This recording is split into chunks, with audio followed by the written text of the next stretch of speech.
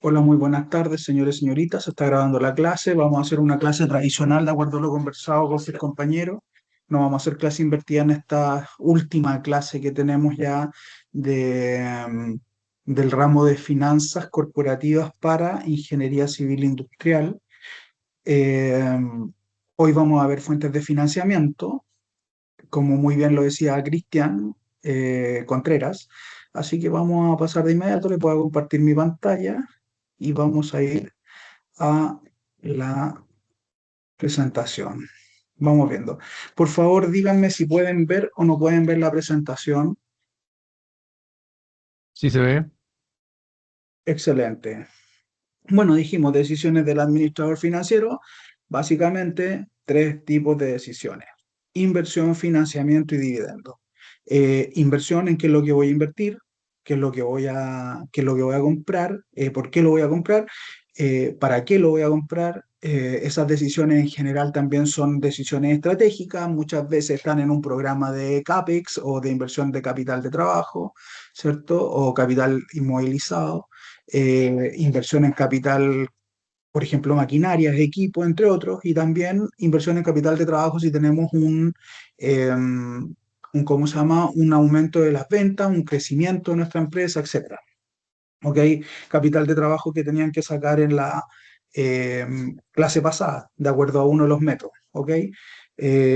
Financiamiento, que es lo que vamos a ver ahora, fuentes de financiamiento, elegir la mejor mezcla de financiamiento, pero la mejor mezcla es bien arriesgado decirlo, pero por lo menos elegir la mezcla de financiamiento que queremos ver. Y los dividendos, ¿cuánto vamos a repartir de dividendos?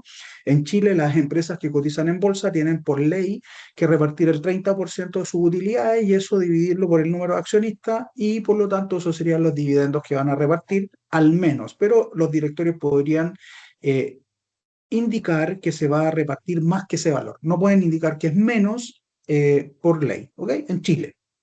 Y solo para las empresas que cotizan en bolsa. Nos vamos a enfocar, como les dije, en financiamiento. La preocupación de determinar la mejor mezcla de estructura de capital. ¿Para qué? Para maximizar los beneficios de la empresa, o el valor de la empresa, para reinvertir y lograr mayores beneficios, para cumplir la misión y visión cuando estamos hablando de organizaciones sin fin de lucro. ¿Para qué queremos financiarnos? Para comprar activos, para pagar deuda, para hacer inversiones en nuevos proyectos, modernización de instalaciones, en la estructura financiera. Perdón, le voy a cambiar aquí. Siempre esto me lo cambia por alguna razón. ¿Ok? Siempre me equivoco ahí. Cambio en la estructura financiera, alza los objetivos, misión. Alcanzar los objetivos, misión, visión, entre otros. Esta es la parte teórica de por qué tenemos que invertir, en qué es lo que queremos invertir. ¿Qué financiamientos tenemos de corto plazo? Créditos comerciales, proveedores, bancos, créditos de bancos de corto plazo, líneas de créditos, leasing, factoring, pagares de corto plazo. Y también tenemos de largo plazo, que son los utilizados para financiar inversiones que se van a pagar en el largo plazo. Los créditos bancarios de largo plazo, los bonos, los leasing financieros, el patrimonio, entre otros. Nosotros nos vamos a enfocar principalmente en este curso, en esta parte, en los bonos. ¿Ok? Y también vamos a ver en la siguiente parte del curso, en la última, acciones. ¿Ok? Por lo tanto, vamos a Profe, empezar con bonos.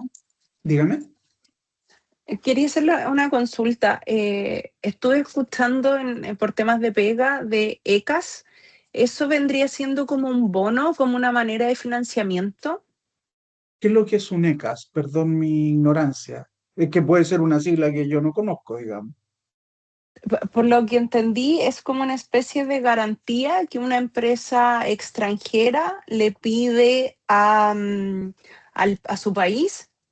Por ejemplo, si vamos a firmar un contrato con Alstom, Alstom puede pedirle al gobierno de Francia que le emita estas como garantía, pero lo que no entiendo de qué nos sirven a nosotros, si son como una especie de financiamiento para nosotros o solamente es una garantía de que existe alguien que puede pagar ese proyecto.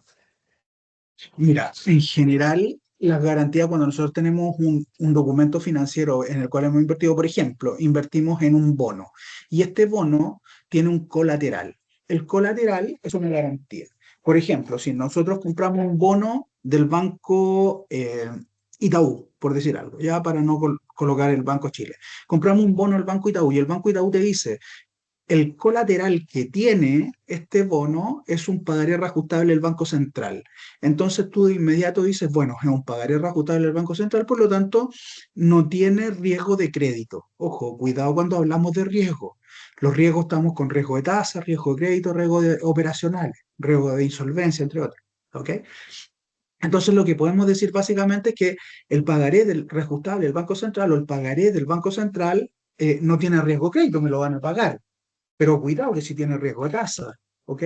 A lo mejor tú me estás hablando algo así. Ahora, si es otra cosa que en realidad lo que está diciendo el gobierno X o Y, de que la empresa A, B o C es capaz de cumplir con el pago o con el proyecto que están contratando ustedes, eso es otro cuento, no están financiando ahí nada.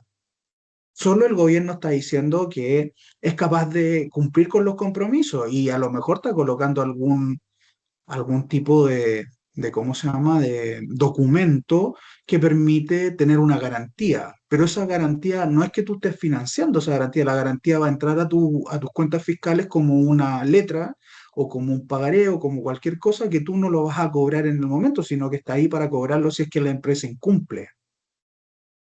Entonces no lo veo como fuente de financiamiento en este caso. ¿Ya? Ya, gracias, profe. Ahora, si ese valor, ese monto se cobra, claro, tú lo vas a tener en tu arca y eso es un financiamiento espontáneo.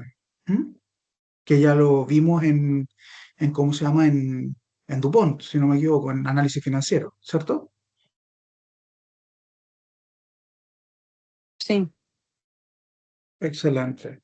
Entonces tenemos los créditos bancarios, los bonos, los leasing financieros, el patrimonio. Vamos a ver dos de estos puntos que son los más importantes. Los leasing se trabajan más o menos igual que un crédito.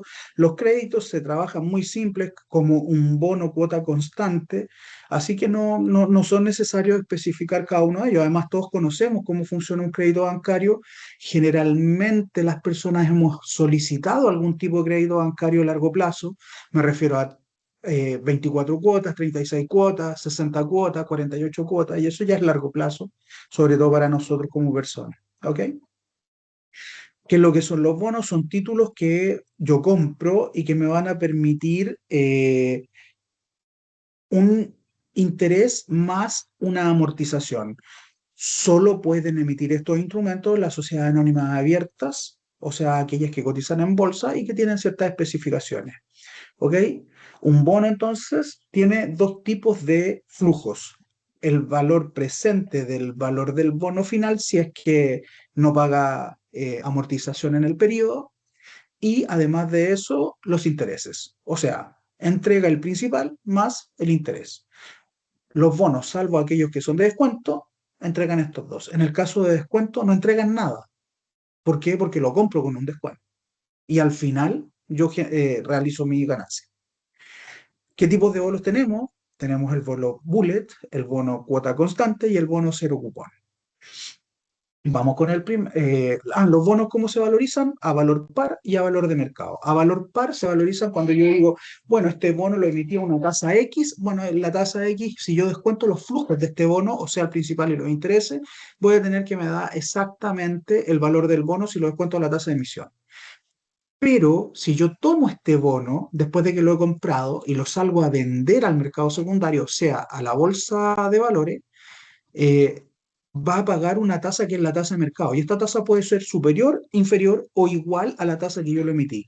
Si es superior o inferior, vamos a tener un cambio del valor y vamos a tener un valor del bono a valor de mercado.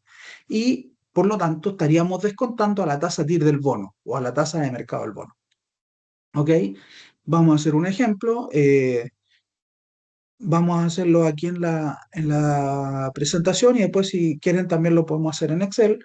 Dice la empresa Finanzas Corporativas Advanced debe financiar una inversión de largo plazo y para ello emite un bono bullet que establece 10 cupones con un valor del principal de 100 millones en un plazo de 10 periodos con una tasa de interés del 5%. ¿Qué es lo que me está diciendo? Como es bullet, me va a pagar intereses durante 10 periodos, no estoy hablando de años, días, meses, nada, estoy hablando de periodos. 10 periodos me va a pagar 5 millones de pesos porque es la tasa de interés que me está pagando y al final del periodo me va a pagar los 100 millones que eh, transamos en este bono. Por lo tanto, si yo descuento los flujos, o sea, los intereses más la amortización de este bono, voy a tener un valor actual al 5% de 100 millones, que es exactamente el valor del bono, porque ese valor se llama valor par del bono, y son los flujos que están descontados a la tasa de interés del bono. ¿Ok? Vamos a ir al Excel, ¿les parece? Para que lo hagamos. O lo entienden perfectamente, no lo hago en el Excel. Ustedes me dicen. Sí, sí, ¿Lo puede hacer? hagámoslo. Sí, por Sí, favor. profe, Excel. hágalo en el Excel, porfa. Perfecto. Pero en el Excel lo voy a hacer para abajo, voy a hacer más entretenido, ¿ya? Entonces tenemos el valor del bono, teníamos que eran 100 millones, ¿cierto? Y eran 100 millones de pesos. Entonces le colocamos pesos. Teníamos que la tasa de interés era el 5%, ¿verdad? Y además nos decían que eran 10 periodos, ¿verdad? ¿Están de acuerdo con eso, no? Sí, Sí, Y me decían además que era bullet, ¿sí? Esos son los datos que tengo. Vamos a hacerlo entonces. Periodo. Y aquí vamos a tener el uno, el 2 y vamos a tener todos los periodos hacia abajo hasta el periodo 10. Vamos a tener por un lado los intereses, ¿cierto? Y vamos a tener por otro lado la amortización. Y por lo tanto aquí vamos a tener su flujo de caja. ¿Qué es lo que nos paga este bono? Nos paga intereses. ¿Cuántos intereses nos paga? Calculémoslo. Lo vamos a calcular aquí. Vamos a abrir esta cosita aquí para que nos quede más separado. Entonces vamos a decir intereses. Me dice que el bono paga un 5% de interés todos los periodos, o sea, paga 5 millones, lo que significa básicamente que los intereses que me va a pagar durante todo el periodo son 5 millones. Voy a copiar esta fórmula hacia abajo y nos va a dar 5 millones. Como es un bono bullet, y aquí quiero que les quede súper claro, la amortización la va a pagar al final. ¿Por qué? Solo porque es un bono bullet. ¿Ya? Así se define. Por lo tanto, el flujo de caja va a ser lo que va a pagar en el periodo 1 de intereses más amortización. ¿Cuánto va a tener de flujo de caja entonces? Va a tener estos montos que están aquí, que son 5 millones todos los periodos, del periodo 1 al 9, y en el periodo 10 va a tener 105 millones. ¿Estamos bien hasta acá? ¿Se entiende lo que he hecho? sí, profe. Si no me dicen, si no me dicen sí o no, no tengo idea. ¿Ya? ¿Se entiende? Sí, una sí, persona me dijo que profesor. sí. ¿Los demás? Sí, sí, sí, sí. Perfecto. Si nosotros calculamos el valor del bono en este momento y la tasa de interés del bono es exactamente igual a la tasa de interés de emisión, o sea, un 5%, ¿ok? ¿Qué es lo que tenemos que hacer? Ya sabemos calcular esto. Traemos el VAN, el valor actual neto, ¿cierto? El BNA, perdón, BNA, el valor actual neto de a una tasa del 5% de todos los valores que tenemos aquí. Vamos, ¿cuánto nos da? 100 millones. ¿Estamos de acuerdo?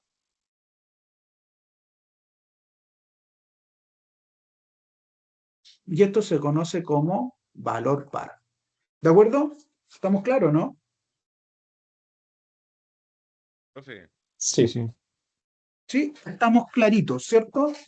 No es ninguna complicación este bono, es súper simple, tiene flujos de caja por periodo, pueden ser mensuales, anuales, bimensuales, trimestrales, etcétera, y tiene una tasa de descuento del 5% que fue la tasa de emisión. Pero compliquemos un poquito el tema. ¿Qué sucede si la tasa de descuento es el 4%?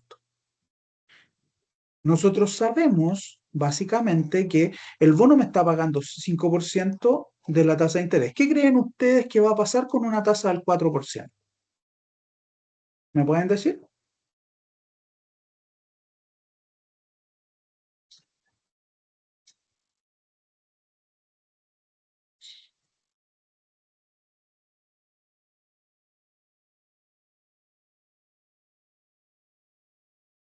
Señores, señorita, ¿Me pueden comentar qué creen ustedes que va a pasar con la tasa del 4%?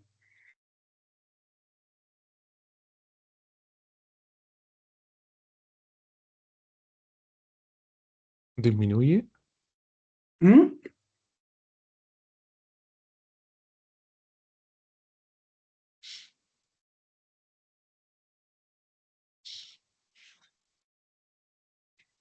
¿El valor disminuirá o bajará?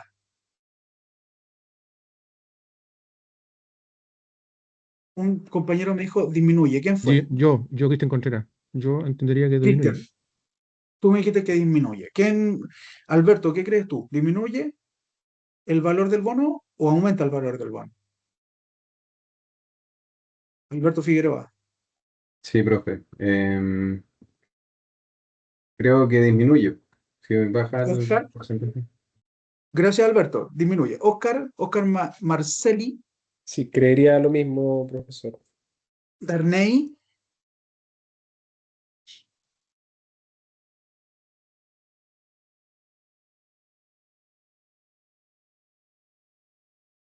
Darnay, no le escuchamos a Darnay. Vanessa Monsalve,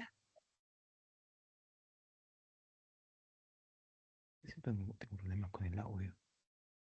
Hola, sí, creería que disminuye también. perfecto. Muchachos, ¿se recuerdan cómo el valor actual neto? ¿Cómo es la fórmula? Es Disminuye el valor. la, la inversión inicial. ¿Cómo? ¿Quién me habló? Darnay por acá. ¿Qué me dijiste, Darnay? Que disminuye el valor. Eso creo también. Disminuye el valor. Sí. Ya, veamos. Es el valor inicial más, voy a colocar el primer flujo de caja, dividido en uno más la tasa de interés relevante elevado a uno más el flujo de caja 2 dividido en uno más la tasa de interés relevante elevado a 2. Vamos a colocar unos puntitos aquí y vamos a decir que es el flujo de caja N, ¿cierto? Dividido en uno más la tasa de interés de descuento relevante elevado a n. Después de ver esta fórmula, ¿siguen manteniendo que disminuye o que aumenta? ¿O que no pasa Aumenta. nada? Aumenta. Aumenta. ¿Por qué aumenta ahora? Por la tasa. Porque la tasa cae. Y si el Mm, denominador se hace más pequeño, el todo se hace más grande, ¿verdad? sí. Excelente. Esto es súper contraintuitivo, chiquillos. Súper contraintuitivo. El BNA de este bono, o sea, de estos flujos, a la tasa del 4%, ahí coloqué la tasa, de los valores que están aquí, a una tasa más pequeña se hace más grande. Y esto se conoce como valor sobre la par. ¿Y por qué pasa esto? Porque cuando la tasa cae, mi descuento de flujos es más bajo y por lo tanto el valor del bono en el mercado secundario vale más dinero. Decíamos en la pregunta, ¿qué pasa si el valor es del 4%? Bueno, ahí está el valor calculado y es un valor sobre la par, ¿cierto? Y el porcentaje del valor par es 108,11%, obvio, ¿cierto? 108,11%, porque hay 100 millones y aquí 108 millones. O sea, 108 sobre 100 menos 1, ¿verdad? Menos 1, perdón, no es menos 1, esto está bien así nomás. C2 y esto en porcentaje. 108% podríamos obviamente colocarlo 108,11%, que es lo que está ahí. ¿Ok? Y la pregunta básica ahora es, ¿qué sucede si es 7? ¿Qué creen ustedes, chiquillos? Si la tasa es 7%.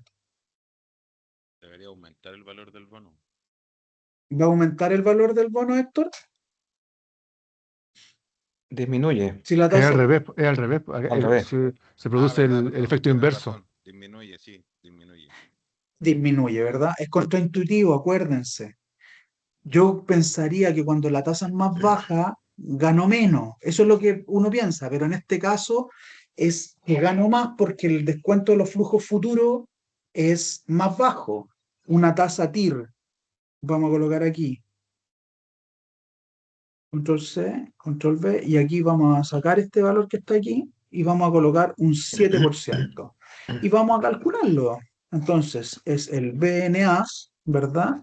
De al 7%, vamos a colocar la tasa del 7, de los flujos del bono. 85 millones. O sea, disminuye. Y disminuye porque la tasa es más grande y si nos vamos a esta formulación que está aquí en esta parte, si nos vamos a ver eso, el denominador se hace más grande y como el denominador se hace más grande, entonces el valor presente de los flujos futuros, como esto tiene inversión cero en este caso, le colocamos cero ahí, digamos, y tenemos todos los flujos hacia el futuro, obviamente va a ser más bajo. ¿Por qué? Porque el valor del I es más grande. Entonces el denominador se hace más grande y así sucesivamente. Por lo tanto, muy contraintuitivo este sistema de bonos, pero es así, ¿ok? Podemos calcularlo y podemos calcularlo con cualquier bono. ¿Se entendió hasta aquí el primer bono? Bono bullet. ¿Se ¿Y entendió? por qué se llama bullet, profe? Ay, no me preguntes cosas difíciles, la verdad es que no lo sé. No, nunca me lo había preguntado. Si quieres lo busco, te lo contesto por correo. Me manda un correíto y te lo contesto. Pero no tengo idea. ¿Para qué te voy a mentir? Profe, Alberto, dígame. No, perdón, me iba a ponerle el like a lo que le había preguntado. Ok. Yo no trato de no mentirle a mis estudiantes. No sé, podría buscarlo y te lo mando. Me manda un correo y te lo respondo. Porque se me va a olvidar en 5 minutos, acuérdate. Se me olvida todo en 5 minutos. ¿Ok? Cristian, dime. el tema de las fuentes de financiamiento, ¿el bono es el instrumento que es similar a un crédito? ¿Cuál es la diferencia? Es que el concepto de bono para mí es muy lejano. Siempre cuando tú te endeudas es a través de un crédito o con un capital propio, pero ese concepto de bono no lo manejo mucho. ¿Cuál es la Ya, diferencia? mira, hay harta diferencia. Primero que todo, el bono tú no se lo debes al banco. El bono lo compra cualquier, ¿cómo se llama? Agente del mercado financiero. Tú podrías emitir un bono por 5.000 millones de UF si es que tú fueras, por ejemplo, una universidad, por decirte algo, y cotizas en bolsa, ¿ya? Y tienes todas las características para poder emitir el bono, y el bono lo podría comprar perfectamente Antofagasta Minerals, ¿vale? Entonces tú le debes a Antofagasta Minerals el valor del bono y le tienes que pagar dependiendo qué es lo que transaste en el bono. Si era bullet, si era cuota constante o si era cero cupón y vas a tener que pagar las cuotas en la medida que ese término se vaya cumpliendo. El bono tú lo metiste a cierta tasa de interés. Y esa tasa de interés es la que tú le vas a pagar. Y si alguien está interesado en comprarte ese bono que esté en el mercado financiero, lo va a hacer. No te endeudaste con un banco directamente. ¿Qué es lo que tiene para ti como empresa la emisión de bonos? Que tú lo emites a una tasa que para ti sea más rentable que ir a endeudarte a un banco. Probablemente. Y además de eso, tú tienes esas cuotas mensuales pactadas desde el inicio. ¿Ok? Ok. Eh, Al bono también le puedes hacer cobertura. Por ejemplo, supongamos que tú tienes una deuda.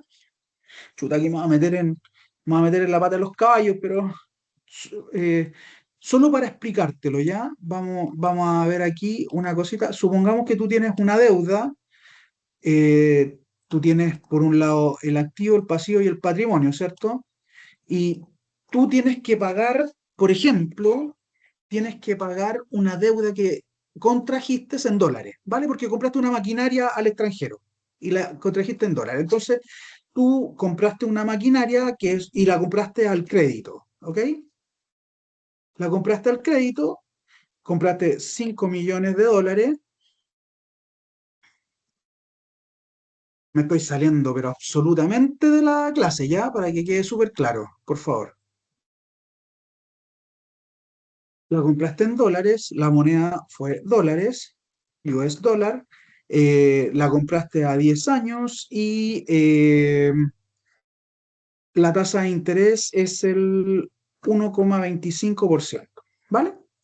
¿De acuerdo? Pero tu moneda funcional, tú estás en Chile y tu moneda funcional todavía es el peso chileno, no te has cambiado a dólares. pero la compraste en dólares, ¿cierto? Entonces tú podrías perfectamente emitir un bono en dólares, ¿ok? O comprar un bono en dólares. Y yo compro un bono en dólares aquí, tengo un crédito, ¿ok? Compro un bono en dólares para matar esa deuda. O simplemente compro un swap, que es una cobertura. Y por eso te digo, aquí me estoy eh, cambiando de ramos, digamos. Y compro un swap, ¿ok? Y este swap lo compro por 5 millones. ¿De qué cosa? De dólares en 10 periodos a una tasa del 1,21. Pero el banco no va a ser tan buena onda que me va a decir, ¿sabe qué? No se preocupe, yo le vendo el swap y no le cobro nada, me va a cobrar. Y me va a cobrar un swap, por ejemplo, y este swap me lo va a cobrar por decirte algo, me lo va a cobrar en pesos, por supuesto, porque es mi moneda funcional, me va a cobrar 5 millones, eh, pero a una tasa fija de el 2,5% en 10 periodos. ¿Ok? Entonces, ¿qué es lo que hice básicamente? Fue una cobertura de la deuda que tengo. Supongamos que esto sea un bono. ¿Ok?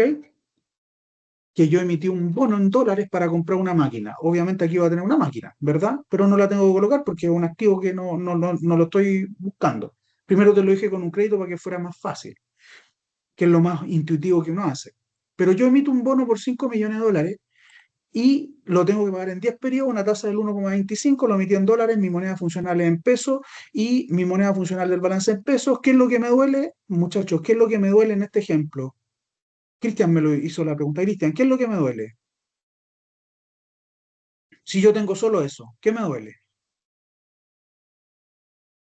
¿El, el interés? No sé. El tipo de cambio. ¿Qué pasa si tu tipo de cambio sube? Tú compraste dólares y pagas pesos. Si tu tipo de cambio sube, te hiciste el Aumenta, más aumenta, aumenta pobre. mi. Aumenta tu deuda, Sí, correcto. ¿verdad? Entonces, lo que yo hago aquí es una cobertura. Pero como te digo, me salí completamente del curso, ¿ya? Para que quede súper claro, ¿ya? Entonces, un bono es, yo voy, me endeudo con alguien que me compra este bono y este bono tiene una cierta periodicidad de pago. El bono probablemente es más barato que ir a endeudarme en un crédito y además emitir un bono habla en muchos casos muy bien de la empresa, entre otras cosas, ¿ok? Y no me fui a endeudar al banco. No tengo un crédito del banco ahí. Yo te coloqué un crédito aquí primero y después te lo cambié por un bono, ¿cierto? Ok. Darnay, Profesor, y dígame. respecto a lo último que acaba de mencionar, el hecho de que la empresa evite ir al banco lo hace porque va a poner en el mercado estos bonos a una tasa menor que la del banco. Probablemente sí, además de eso va a evitar a ir al banco porque a lo mejor el banco no quiere negociar tasas con la empresa, va a invitar a ir al banco porque quiere mostrar al mercado financiero que es una empresa grande, que es consolidada y que puede emitir un bono. Emitir un bono no es cualquier cosa, no es un chiste, digamos, eh, eh, entre otras cosas. Pero sí, lo más probable es que tenga una tasa más baja de emisión del bono que ir a pedir los mismos 5 millones de dólares que yo dije acá, que lo hice con un ejemplo que no está en el tema del curso, ¿ok? Con estos 5 millones de dólares, esta emisión del bono probablemente en el banco me saldría 2,5% o un 10% anual y a lo mejor lo puedo emitir al 1,25, no sé. Ahí hay que ver, pero puede pasar muchas cosas. Que fija Alberto, en las condiciones. ¿ah? La empresa fija las condiciones. Claro, tú fijas las condiciones, pero tienes que tener compradores. Ten cuidado, no es fácil. ¿Ok? Mm, No puedes emitir un bono entregando al 0,5 o al 0,1% de interés y nadie te lo compre. No tiene sentido. ya. Profe, y contablemente, crédito y bonos son pasivos igualmente, ¿cierto? Para, Ambos son pasivos, sí. Ambos son pasivos, Alberto. El crédito es un pasivo de largo plazo y porque voy a pedir un crédito de largo plazo para una inversión de largo plazo. Acuérdense lo que les dije en la primera clase. Las deudas o el financiamiento de largo plazo se financia con deuda a largo plazo y el de corto plazo se financia con deuda de corto plazo, ¿cierto? Entonces Para podríamos no, decir que una gran diferencia sería que uno, el crédito, se adquiere una deuda con una sola entidad, que sería el banco, y el bono con muchas personas que serían las que compran este bono. sí, claro, y también podría ser que te lo compre solo una, no necesariamente muchas, pero sí, lo más probable es que te lo compren varias o Ok, varias gracias. entidades, no necesariamente personas. Estamos hablando de 5 millones de dólares. Bueno, estamos hablando de 5 millones de dólares. No, no es para que a lo mejor Elon Musk podría comprarlo y algunos jugadores de fútbol, pero no sé si lo podría comprar yo, digamos. Definitivamente yo no puedo. ¿Me entiendes? Vamos viendo. Sigamos viendo. Me fui completamente el ramo. Ya. Siguiente. Bono cuota constante. ¿Qué es lo que hace el bono de cuota constante? Eh, Un bono cuota constante, la empresa debe financiar 100 millones de pesos en un plazo de 10 periodos, una tasa de interés del 5%. Cuando estamos hablando de un bono cuota constante, significa que va a pagar, eh, tenemos esto mismo, ¿verdad? Tenemos esto mismo aquí, la vamos a pasar a la hoja 3 para no perdernos. La diferencia aquí es que es cuota constante, ¿ok? Y es 10 periodos, por lo tanto, el interés que paga este bono no es igual que el interés que paga solo el bullet, porque el bullet paga solo interés. Este, como es cuota constante, debe pagar interés más amortización. Y esto es lo mismo que ir a pedir un crédito al banco. La diferencia puede estar en la tasa, ¿ok? Entonces, ¿cómo calculamos la cuota? Según lo que tenemos en la teoría, el valor del cupón es el precio por la tasa de interés, por uno más la tasa de interés elevado a n, dividido por uno más la tasa de interés elevado a n menos uno. ¿Ok? En el caso del Excel es muy simple, menos pago.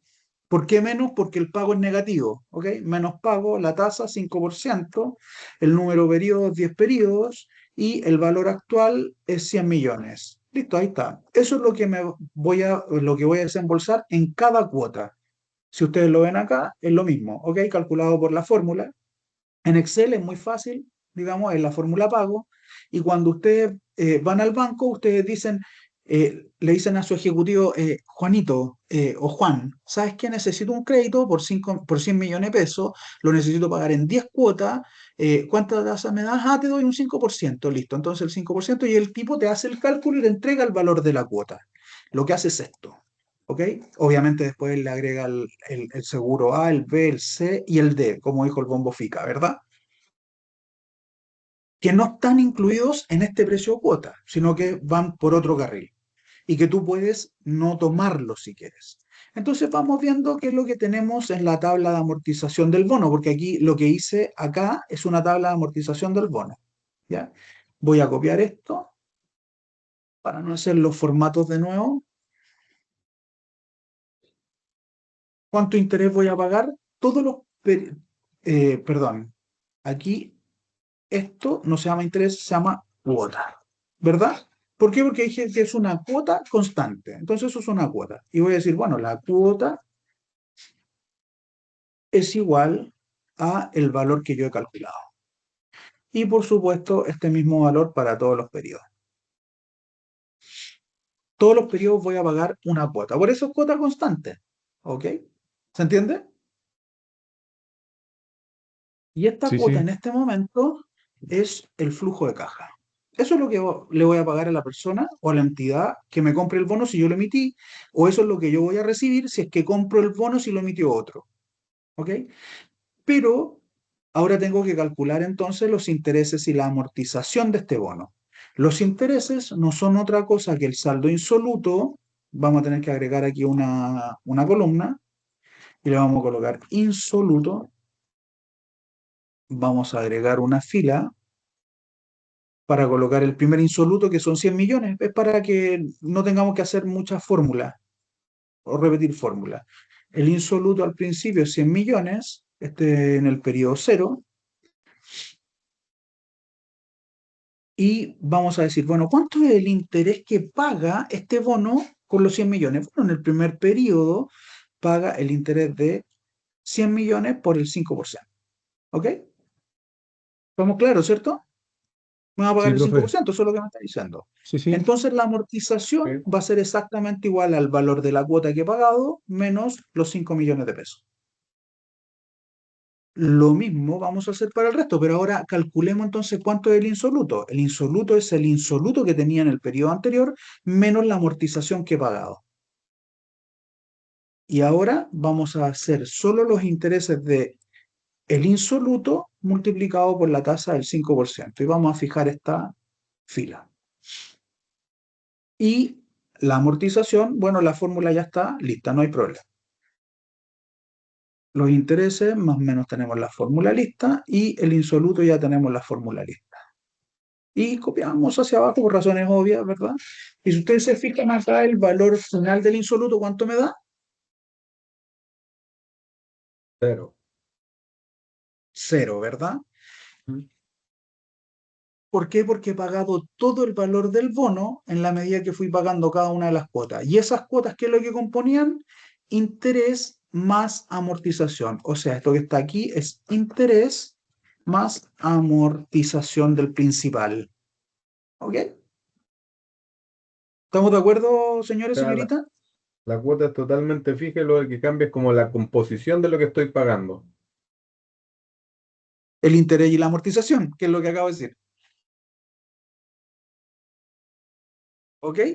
La cuota es fija. Todos los periodos voy a pagar 12.950.457.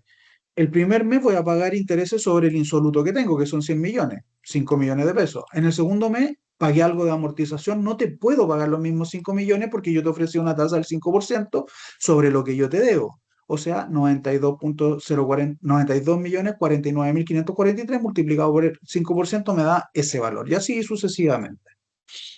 Pero lo que yo voy a pagar de cuota todos los meses son 12.950.457. Si es que yo emití el bono. Y si yo compré el bono, a mí me van a pagar eso. Todos los periodos. ¿De acuerdo? Ahora, las preguntas básicas. ¿Qué sucede si el mercado tiene una tasa del 4%, la tires del 4%? ¿Qué pasará?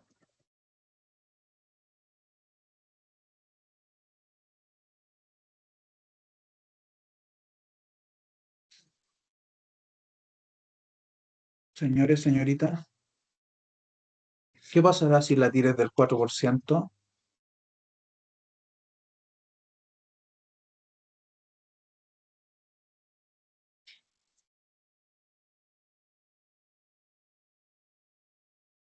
BNA, tasa, 4%,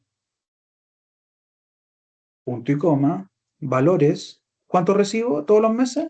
12 millones y algo. Cierre paréntesis. Ah, perdón, me faltó el número. No, está bien, está completo. ¿Qué valor tiene el bono? 105.000, ¿cierto? O sea, tiene un valor más alto. ¿Por qué? Porque la tasa cayó.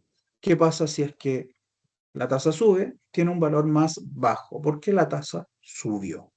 ¿Se entiende? Díganme sí o no.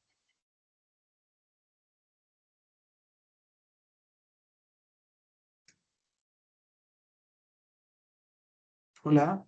Sí, sí, pero me hace ruido un poco, pero sí, trato de entender. ¿Qué te hace Eh, ruido, Cristian? no, Para es que poder me hace explicar. pensar que cuando sube la tasa o Ujú. cuando sube el valor, pues, en vez de disminuir. O sea, es como acá se produce el efecto inverso, por eso que como que me da vuelta, vuelta y vuelta, por eso. Pero te lo expliqué acá, porque es Sí, sí, contraintuitivo, sí, ¿ok? sí, sí, sí, sí, está claro, sí, Te es lo darle una expliqué vuelta ahí, más. Sí, sí, estoy ¿ok? claro. Pero sí es contraintuitivo. Y cuando baja la tasa, sube el precio del bono, obvio, porque tengo una tasa más baja, por lo tanto los flujos se descuentan a una tasa menor. Y si sube la tasa, baja el precio del bono porque los descuentos se hacen a una tasa mayor. ¿Vale? Vamos con el último bono que tenemos, el bono cero cupón, que es un bono que se vende específicamente con un descuento, no tienen normalmente una tasa asociada, y si el descuento, si yo tengo un bono de 1.400, perdón, de 1.400.000 UF, y lo tengo a una tasa de colocación del 6% anual compuesto, entonces yo el bono te lo debería vender en 781.752.69 UF para que tú me lo compres. Y si tú me lo compras a ese valor, yo al final del periodo te voy a pagar 1.400.000 UF. ¿Ok? Y la tabla del bono es esta. No tiene ningún otro chiste. Es lo mismo que vimos delante, solo que no tiene ningún pago intermedio, ¿verdad? Tiene el desembolso inicial y tiene el valor final que recibo. Al construir la tabla del bono, la tenemos ahí. ¿Y qué sucede si es del 4% la tasa? Obviamente va a subir el valor del bono. Y si es del 7, va a bajar el valor del bono. ¿Ok? Aquí tienen las tablas de desarrollo, tablas de amortización del bono bullet y del cuota constante, y ahí tienen la del cero cupón. ¿Ok? ¿Qué es lo que son las acciones? Y aquí vamos a entrar en un tema que, muchachos, aquí tengo que ir súper rápido porque no nos queda mucho tiempo y es mucha la materia. ¿Ok? Por eso es bueno que ustedes lo hayan estudiado antes. ¿Qué es lo que son? Son una propiedad, representan una participación sobre una sociedad. ¿Cuántos activos puedo adquirir o cuántas acciones puedo adquirir? Las que yo quiera, pueden ser muchas, y eso se denomina cartera de valores. Por ejemplo, podría tener 1.000 acciones de Sencomol, como dice ahí, 500 de Embonor, 20.000 del Banco Chile, 50 del IYHCL, que es un ETF, etcétera. ¿Ok? Podría tener, ese es un ETF de salud de Estados Unidos, pero también podría tener uno indexado al índice IPSA en Chile, que lo vende, por ejemplo, Banco Itaú, si no me equivoco, que también podría tener colocaciones ahí como acciones, digamos, y que es un ETF, y el ETF, las características que tiene es que ya tiene una diversificación puesta dentro del el mismo ETF, entonces no tengo que yo preocuparme de estar diversificando mi cartera. ¿Ok? Pero igual podría tener problemas si es que compro más acciones o más activos financieros de diferentes empresas. ¿Qué es lo que tenemos en una acción? Tenemos dividendos y tenemos el valor del principal. ¿Se recuerdan lo que decíamos de los bonos? Teníamos intereses y teníamos el valor del principal, ¿verdad? ¿Cierto? Sí. Y, y como las valorizábamos trayendo el valor presente, tanto el valor del principal, que lo voy a vender al final, o entre medio, si lo pago mensualmente, más el valor presente de todos los intereses en el caso del bono, en el caso de las acciones, el valor presente de todos los dividendos que yo espero que pague, y además el diferencial del capital que voy a ganar al final del periodo cuando venda las acciones, si es que las vendo, porque aquí vamos a ver algunas cositas, ¿ok? Y por lo tanto sigue el mismo procedimiento de cualquier evaluación de proyecto, que ustedes ya lo han hecho. ¿Qué es lo que perseguimos? Maximizar la utilidad y minimizar el riesgo, lo cual es tremendamente complejo. Y por eso aparece un destacado académico ganador del premio Nobel que se llama Harry Markowitz y que dice, bueno, primero tratamos de conseguir alta rentabilidad, evitando la erosión inflacionaria cuando existe, conseguir cierta liquidez y gestionar fondos. ¿Ok? Por lo anterior, entonces estamos en un modelo que busca la relación o la mejor relación entre rendimiento-riesgo. Y el rendimiento lo medimos por la esperanza matemática del retorno y el riesgo lo medimos por la desviación estándar. ¿Ok? O por la varianza. Bueno, la varianza es el cuadrado de la desviación estándar o viceversa. ¿Ok? Y es por ello que este modelo se conoce como media varianza. ¿Ya?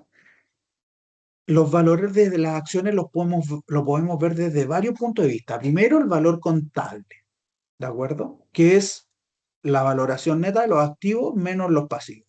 Lo podemos ver por el valor de la liquidación, que es ver el resultado de la venta de todos los bienes y pagamos a todos los acreedores y ahí nos queda el valor y lo dividimos por el número de acciones y sabemos cuánto cuesta la acción. ¿Ok?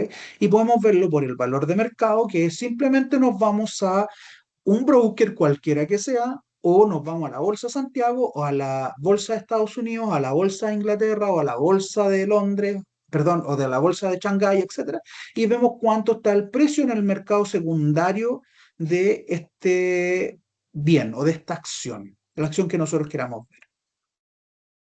Para poder valorizar las acciones utilizamos un modelo que se llama modelo Gordon o descuento de flujo, y para ellos tenemos que calcular obviamente el valor de los dividendos que vamos a tener y las ganancias de capital. No es otra cosa que el valor presente del descuento de todos los dividendos dividido por 1 más la tasa relevante en el periodo que corresponda, más el último dividendo más el valor del principal dividido por 1 más la tasa de descuento relevante en el último periodo. Entonces acá tenemos el valor presente de los dividendos y el valor presente del principal. ¿Ok? ¿De acuerdo? Eso, generalizando esto, el modelo Gordon dice que es el precio de una acción es exactamente igual a la sumatoria hasta el infinito de los dividendos en el periodo T descontado a la tasa de descuento relevante. ¿Ok? ¿Por qué tiene sentido esta fórmula? Y si ustedes se fijan, yo le quité acá, o se le quita acá, la parte de los dividendos ¿cómo se llama? Del valor del principal, descontado a la tasa de interés relevante, porque las empresas nacen no para morir, nacen para vivir hacia el infinito. Y por lo tanto, como yo tengo esa acción va a estar hasta el infinito entregando dividendos. ¿Ok? Y las acciones son heredables, o sea, si yo tengo acciones, mis hijas, yo tengo 2 hijas, mis hijas van a heredar las acciones que yo tengo. ¿Ok? ¿Se entiende hasta acá? Y mi señora también, por supuesto, de acuerdo a la norma de herencia. ¿Se entiende? Sí, ¿Sí? ¿Estamos claros hasta aquí? Sí, profe. Estamos Sí. facilitos, ¿ok? Bueno, esta fórmula tiene sentido siempre que la empresa no quiebre, pero uno no genera una empresa para quebrarla, ¿ok? Es muy raro eso. Calculemos entonces el precio de una acción. Supongamos que tenemos una empresa que se llama XX.com y se espera repartir dividendo en 2 años, los próximos 2 años, ¿ok?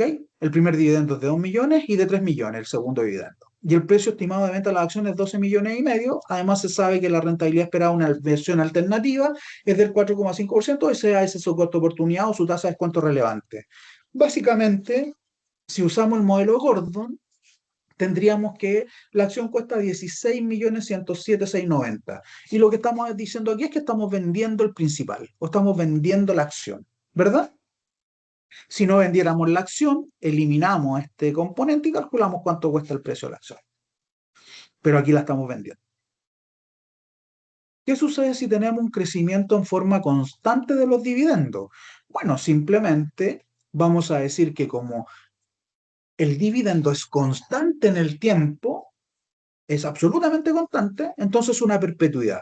Y simplemente decimos que el precio de la acción es el dividendo sobre la tasa de descuento relevante. Y con eso lo calculamos, no tenemos que sacar todos los valores. De hecho, eso lo podemos demostrar, ¿ok? ¿Y qué pasa si el dividendo tiene un crecimiento, una tasa constante G? Entonces decimos que el precio de la acción es el dividendo dividido en la tasa de descuento relevante menos la tasa de crecimiento G que hemos calculado. ¿Ok? Vamos a ver 2 ejemplos.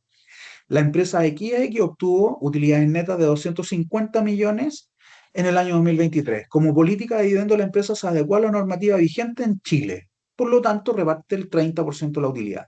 Se los dije en algún momento, en esta clase creo que. El número de acciones vigentes son 34.500 y la tasa exigida por los accionistas del 8%. Calcula el precio de la acción.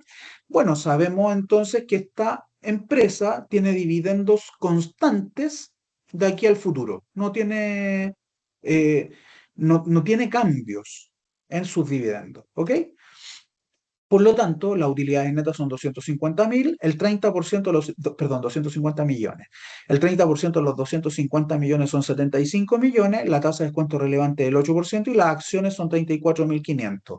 Si tengo 34.500 acciones, la utilidad por acción, que es la utilidad líquida sobre el número de acciones, es los 75 millones divididos en las 34.500 acciones, nos da que son 2.174 pesos el dividendo por cada una de las acciones que posea el tenedor de estas acciones.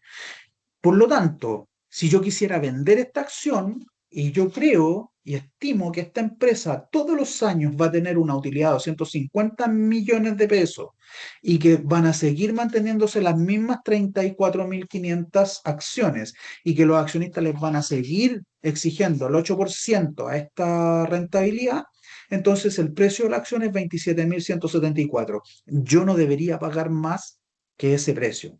Podría pagar menos, pero no debería pagar más, a menos que yo crea que el enunciado no es correcto. Vamos con este ejemplo, pero ahora con un crecimiento de los dividendos de 2,5%. ¿Por qué los dividendos van a crecer un 2,5%? Porque me dice que se espera que las utilidades crezcan en un 2,5%.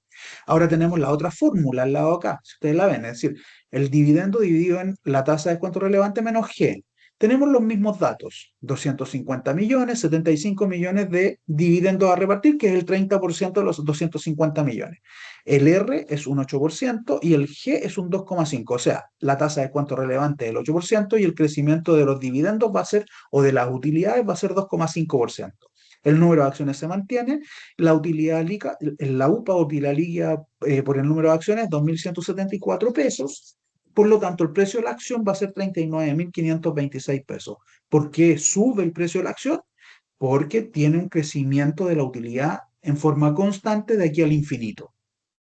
Y por lo tanto me rebaja la tasa a la que descuento los dividendos futuros. ¿Se entiende hasta acá, señores, señoritas? Señoras, ¿se entiende hasta acá?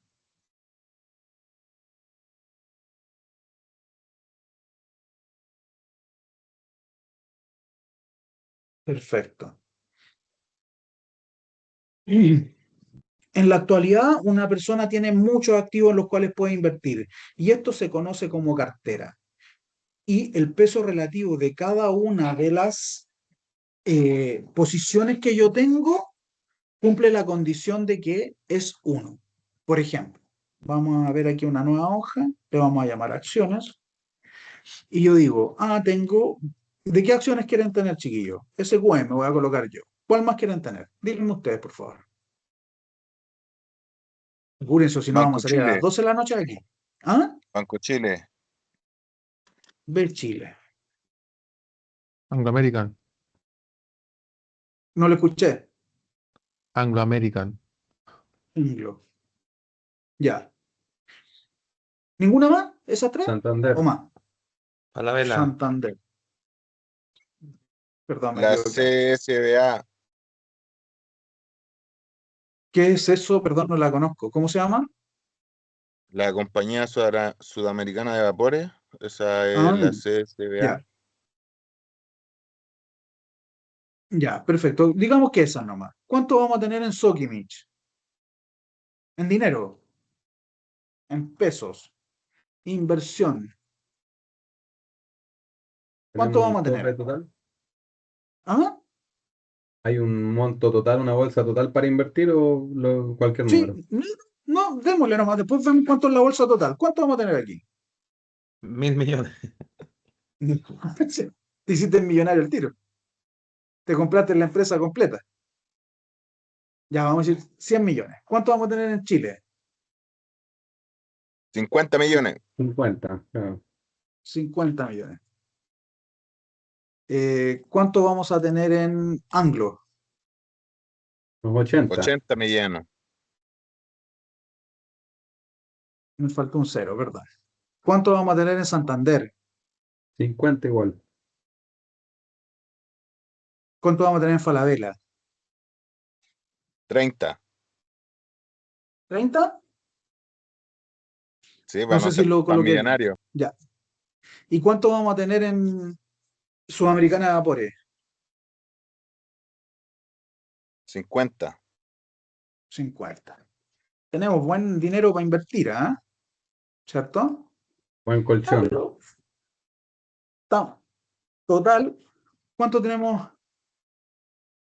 Y miren, para lo que estoy haciendo esto, se van a reír, pero tenemos 360 millones de pesos invertidos en esto. ¿Ok? ¿Estamos de acuerdo con eso, no? Sí, Ujú. profe, sí, sí. Díganme sí Sí, sí, o no. profe. Sí, Sí, de sí, acuerdo. sí. Sí. Excelente. Excelente. Entonces veamos cuánto es el peso relativo de cada una de las acciones sobre mi cartera.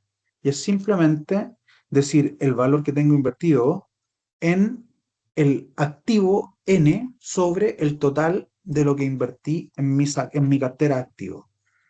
Si yo hago esto, se da la relación de que esto es 1. Lo coloqué 1 así directo, ¿ok? Pero lo puedo comprobar. Suma de todo esto que está aquí. Es 1, ¿cierto? Lo coloqué directo solo para que vean que se puede comprobar después. En general lo que uno hace es esto. Por lo tanto, estos son mis W sub I, ¿ok? De la composición de mi cartera. Tengo el 27,78% de mi portafolio invertido en Sokimich. Tengo el 13,89% de mi portafolio invertido en Banco Chile. Tengo el 22,22% en Anglo y así sucesivamente. ¿Ok? ¿Se entiende? Sí, Sí, profe. Siempre, siempre, siempre, siempre la suma de los W sub I es 1. 1. 1. ¿De acuerdo? Si no les da 1, algo está mal. Y tienen que revisar. ¿Ok? Dado que existen muchos activos, entonces podemos tener muchas combinaciones. Fíjense, aquí tenemos esa combinación que la voy a tomar, la voy a pegar acá, pero la voy a pegar en número, ¿ya? Y ahora le voy a copiar el formato para pegarla aquí. Podemos tener muchas combinaciones, pero ¿qué pasa si ahora yo digo, no, estos van a ser 10 millones? Ahora tenemos otra combinación de mis activos, ¿verdad? Ah, pero coloqué el mismo valor, control Z, espera un poco. Aquí vamos a colocarle 90 y aquí le vamos a colocar 40. ¿Ok? Y tengo los mismos 360 y acá le voy a colocar 20 y aquí le voy a colocar 110. Y fíjense que tenemos otra combinatoria posible de cartera. ¿Se fijan o no? Solo cambiando lo que Sí, invertí en profe. cada uno de los activos, ¿verdad? ¿Estamos de acuerdo, no? Sí, profesor. Díganme sí o no, por favor. sí, profe. ¿Sí? ¿Cuántas combinatorias tenemos de esto? Infinitas las que se nos ocurre invertir en cada cartera. Muchísimas, ¿verdad? Infinitas casi. Infinita y más Entonces, allá.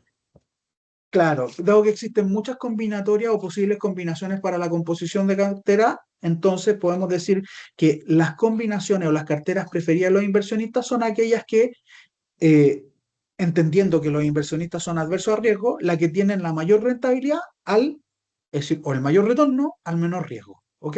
Y por lo tanto seleccionarán las menos riesgosas. Y en este caso, yo sé que ustedes son súper matemáticos y me van a decir que la utilidad de A más B dividido en 2 es igual a la utilidad de un medio de A y un medio de B. Y eso lo entiendo súper bien, pero en este caso no es así. En el caso de finanzas, la utilidad de la sumatoria de los dos activos dividido en 2 es mayor que la utilidad que tiene un medio del activo A más un medio del activo B, porque existen sinergias o porque existen productos complementarios o productos que se comportan de manera diferente y me van a cambiar el riesgo. ¿Ok?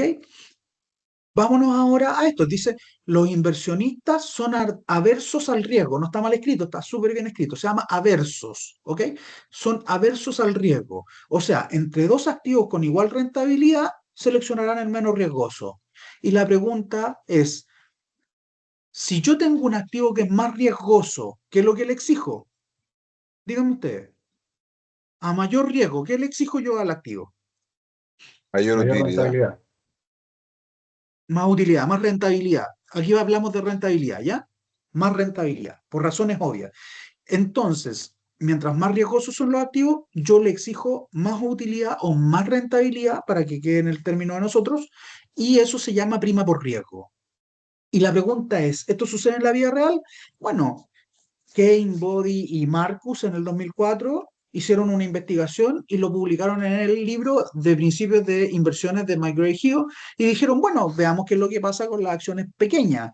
Tienen un riesgo de 39,28 y una rentabilidad de 18,29. Ya, perfecto. O sea, a un riesgo de 39 le exige el accionista un 18,29. Veamos qué es lo que pasa con las letras del Tesoro. A un riesgo de 2,25 le exige un 3,85. O sea, a mayor riesgo le exijo mayor rentabilidad, ¿verdad? ¿Estamos claros? ¿Verdad, profe? Y esto Sí. que, y esto que está aquí se llama prima por riesgo, ¿ya? El modelo de Harry Markowitz lo que dijo explicitado fue que un inversor persigue maximizar el rendimiento esperado y al mismo tiempo minimizar el riesgo. Y como les dije anteriormente, se llama el modelo de media varianza y que combina la varianza o desviación típica con la esperanza del retorno.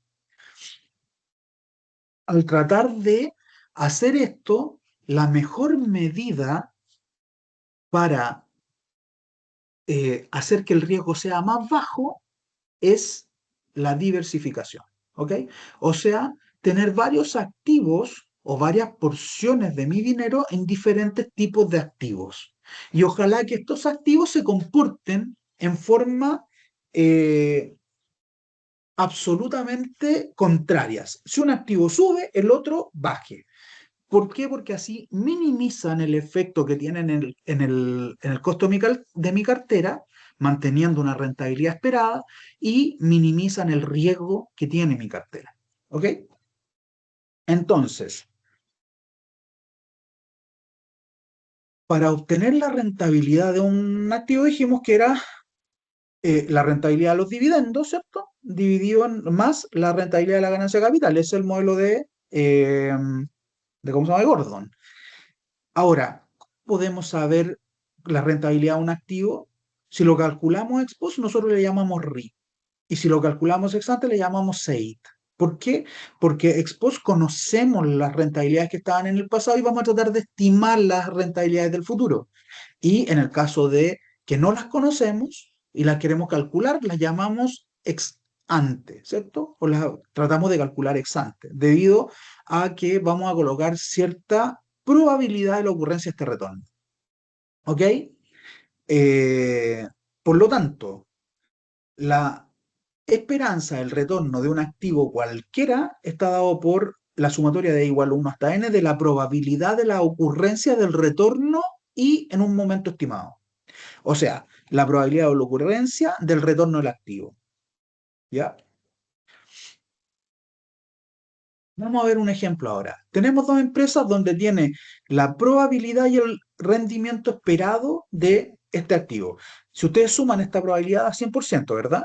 ¿Estamos claros hasta ahí o no? Y aquí tenemos el retorno. Con un 25% de probabilidad, la empresa A va a generar un retorno del 20%. Y además, con un 50% de probabilidad, la empresa A va a generar un retorno del 10% y la empresa A va a generar con un 25% de probabilidad el retorno del 0%. Por lo tanto, el rendimiento retorno de la empresa A va a ser la multiplicación de la probabilidad por el retorno por la probabilidad, retorno por la probabilidad y retorno por la probabilidad. Eso me da un 10%. O sea, la esperanza que yo tengo que esta empresa, bajo estas condiciones, me rente, va a ser un 10% de rentabilidad sobre lo que yo invierta en ella. Y la empresa B va a ser un 25%, que es 45 por el 25, 25 por el 50 y 5 por el 25. ¿Se entiende? Díganme sí o no, por favor. Que aquí ya Sí, estamos profesor. entrando en Sí, terreno un poquito más complejo. ¿Ok? Estamos claros, ¿verdad? Súper simple para ustedes. Rentabilidad es igual a probabilidad por la ocurrencia del retorno. ¿Cuál empresa eligen? ¿A o B? ¿O ninguna? ¿Ve? ¿Sí? ¿A o B o ninguna? ¿Ve? ¿O no? ¿Tú dirías que ve? ¿Cristian? ¿La Ve B? porque es la que ¿Alberto? rinde más. Creo que es B. ¿Ya? 25%. ¿Ya? ¿Darnay dijo B también? Sí, ¿Alguien dice la A?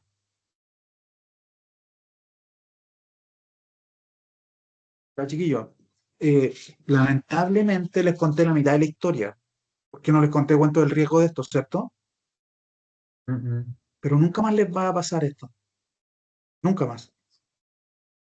Pues yo les conté cuánto era la rentabilidad, pero no les conté el riesgo, ¿verdad? Sí.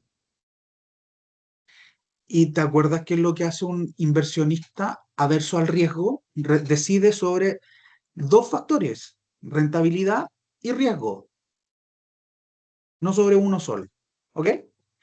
Sigamos. El riesgo e incertidumbre. Bueno, la incertidumbre es que no sabemos lo que va a pasar en el futuro, siempre hay incertidumbre. El riesgo es la incertidumbre que nos importa, porque afecta el bienestar de las personas. Y la incertidumbre entonces es una condición necesaria, pero no suficiente para el riesgo. Toda situación riesgosa, sí o sí, es incierta. ¿Ok? Y la aversión al riesgo es la característica que todos tenemos para tomar decisiones riesgosas. Y los costos que tenemos sobre alguna acción, ¿ok? Vamos a tratar de minimizarlos o generar un mismo costo para una rentabilidad mayor. ¿De acuerdo? ¿Qué riesgos tenemos en las economías domésticas? La más simple es enfermedad, invalidez, muerte, ¿ok? También tenemos el riesgo de desempleo, tenemos el riesgo de daños en activos duraderos, habitación, vehículos, ¿cierto? Y también tenemos riesgo financiero. Cuando tenemos inversiones en el mercado de capitales, cuando compramos bonos, cuando compramos acciones, cuando compramos depósitos a plazo, muchachos, siempre tenemos riesgo de tasa, al menos. ¿Ok? Ustedes me dirían que si el Banco Central hoy día sube la tasa de interés, ¿a ustedes les afecta o no? Claro que sí. ¿Por qué le afecta, Cristian? Hace más caro el Eh, endeudamiento. claro, o sea, mi deuda sube, ¿Por qué sube si ya la pactaste? mi interés, ¿Mm? los intereses, Y los intereses los pactaste. Tomaste una deuda, fuiste al banco hace un año atrás, conseguiste una deuda por 60 meses a una tasa de interés del 1,5% anual, pagadero en 60 cuotas, conseguiste 10 millones de pesos. Hoy día sube la tasa TPM, el Banco Central. ¿Envió tu deuda?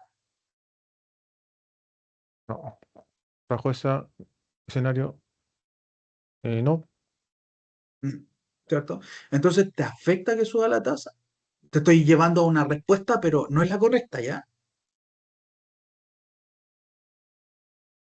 ¿Cierto? Por esa deuda.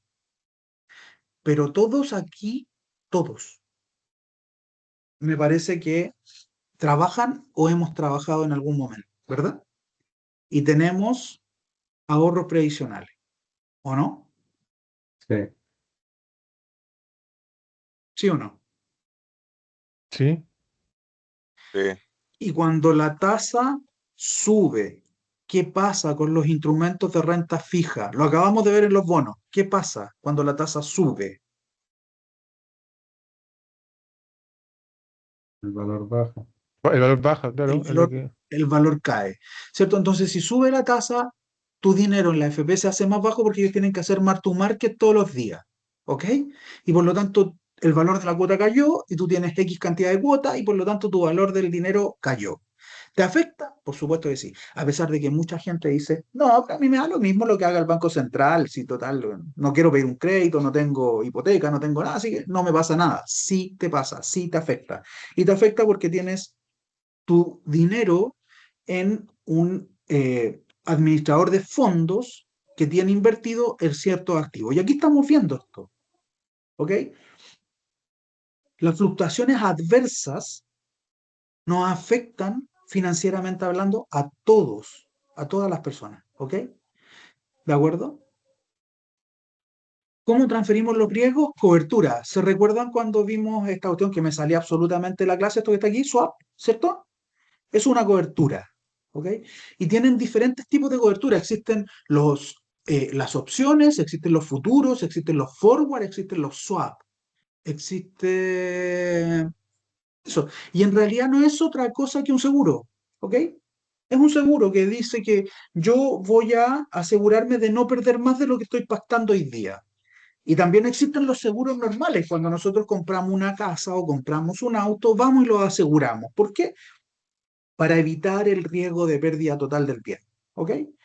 Y mantener al menos un potencial de ganancia. ¿Qué es lo que vamos a pagar en el seguro? Vamos a pagar una prima todos los meses y vamos a pagar adicionalmente un deducible si es que se produce un siniestro, pero no voy a perder el total de mi inversión.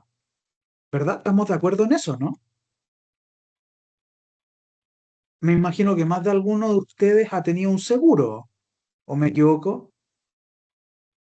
Claro, el del auto. ¿Mm?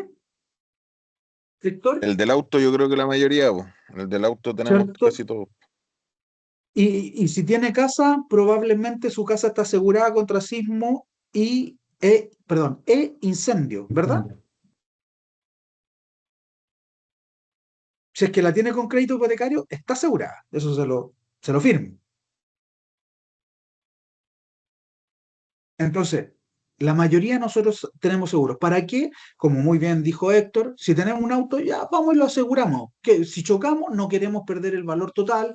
Bueno, la compañía de seguros se hace cargo, nos arregla el auto, nos cobra el deducible, nos cobra una prima todos los meses y con eso arregla el auto. Y me lo entrega exactamente igual que como yo se lo pasé o como yo lo tenía antes del siniestro.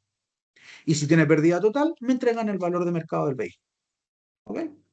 La diversificación, en el caso de tener activos, es la mejor forma de disminuir el riesgo o de mitigar o limitar la exposición que tenemos a pérdida al comprar o al tener muchos activos. ¿Se recuerdan lo que vimos recién acá? Si yo tenía muchos activos, tenía diferentes proporciones de los activos. Si este baja y este sube en el mismo momento, bueno, se compensan y yo si estos tienen una rentabilidad X, da lo mismo, voy a tener mi rentabilidad. Más o menos parecía lo que quiero y con un riesgo más bajo. ¿Ok? ¿Cómo se mide el riesgo? Primero que todo, el riesgo engloba dos nociones, la incertidumbre ante el resultado y la posibilidad de obtener este resultado negativo. Y hablando de la desviación típica, cumple la primera, ¿ok? O la incertidumbre para el resultado, ¿ok? Y la volatilidad, a mayor volatilidad, esto no sé si se lo tenga que enseñar a ustedes, ustedes son expertos en estos temas, a mayor varianza, mayor volatilidad, y a mayor volatilidad, mayor probabilidad de que ocurra un evento que yo no quiero que ocurra, una pérdida que yo no quiero que pase. O sea, a mayor volatilidad, mayor riesgo, ¿cierto?